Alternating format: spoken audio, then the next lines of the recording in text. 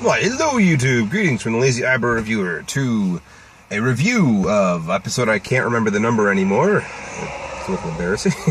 City of Steel, we watched City of Steel. Well, we as in me. Mr. Axel 1 here has injured himself yesterday, so he's not here to join me today, unfortunately, which is a bit of a shame.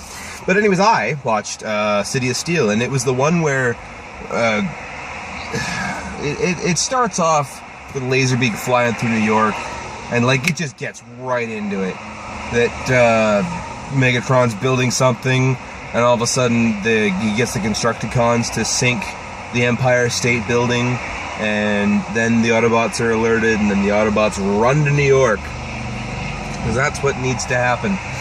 And then the moment they run to New York, they're met by Megatron in Central Park, not Megatron, Soundwave, and then they capture Optimus. Like, there's a lot happening in this episode. It's like, we're not even 3 minutes in, and already there's like 3 battles happening, or something. He captures Optimus, he gets hooked to disassemble him, and they turn, all the Autobots, they run away, because, oh no, Optimus is captured. And then they're stuck in traffic on the George Washington Bridge, and Spike's like, hey, Bumblebee, take a left here, and I got an idea. So they immediately turn right onto an on-ramp, because Bumblebee doesn't know his left or right. Maybe Spike doesn't know his left or right, since it's a bridge. Why is there an on-ramp on the bridge in the first place? These are the questions that need answered. So there was that, and yeah, it's just one thing after another. So moving on from there, sorry about that, by the way, someone came and talked to me. Moving on from there, Megatron's not happy with the fact that Optimus has been disabled, but he's still intact, so he contracts Hook to tear him apart, who then says with finesse, like he's just this master of taking people apart, which is concerning if you think about that in reality. But apparently, according to Ratchet and Optimus later, he did just a messed up job and just pieces everywhere. And even when he gets dumped out, there's like computer chips and parts and junk just flying out of Longhaul's bed. So, how much finesse do you really got, you bragger? From there, we follow the Autobots as they head underground to the sewers to go find Optimus, because that's the most important thing, is to find your leader, because there you go. They come across the weirdest and yet the most awesome thing, probably in Season 2 that there ever was, beyond Combiners, of course. Combiners are always awesome.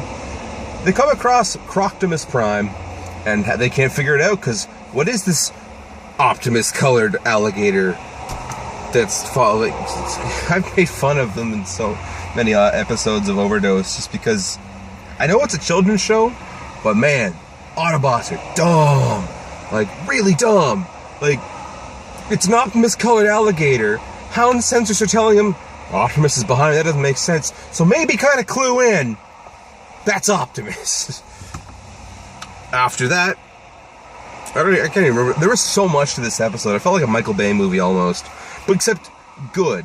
Like, it was a simple premise, and this, honestly, it could have been a 2-part episode of Megatron takes over New York, Megatron captures Optimus, and you could have had some more time for the battles. You could have done all that, because eventually it got to, they find Optimus, they reassemble him, they find out they took his arm and use it as a turret up there. They go and battle some New York taxis, battle taxis. Battle taxis, why? So they do that, and then they find the arm, and they climb the new Empire State Building for new Cybertron, and Constructicons see that, transform into Devastator, and they climb up, grab Optimus, and it turns into a King Kong episode. They even say it's a King Kong episode that they're referencing. They fight that off. Spike goes in and distracts Megatron and gets him to blow up his own control panel, loses control of the arm. Optimus uses control of his arm to blow up Devastator somehow. I don't know how that works, but it works. They fall to the ground. Megatron says, you've done it again, Optimus, you meddling kids. And off he goes, and then we just switch to Optimus and look, well, that was a day. I'm sure New York will be back together one time. Alright, okay, bye. Like, the episode ends so abruptly, like, There's no time to just think about what happened or the consequences of having the entire city transformed into Cybertonium or whatever. It was a rushed episode, but it doesn't mean it's bad. It's still a great episode, but it's definitely rushed. And for that, I have to give it 4 out of 6 Constructicons. We're going to give this one an armless Devastator because, man, this could have been a 2-part episode. It could have been 6 out of 6 for me. But the fact that it's just so rushed that my head's just trying to follow along the entire way, I've just... No, like, this episode could have been better, and... Oh, I need a haircut. This episode could have been a lot better. And I love it so much that for what it's done. Like, Croctimus is pretty great. But I still hold to the fact this episode could have been a lot better. Had they given it time to develop. Because there's so much... Like, taking over Megatron's pretty huge. That's not a 20-minute episode. That's at least 40. So that was my spiel on City of Steel. Featured such great things as Ryan Gosling and Emma Stone. And we'll call it Op Land or something. I don't know. We'll figure that out. This has been the Lazy Eye Reviewer. Hopefully X-Eagle won't be back tomorrow. He injured his arm. A big, huge 2x6 fell on it, and yeah, it wasn't fun. So yeah, see ya.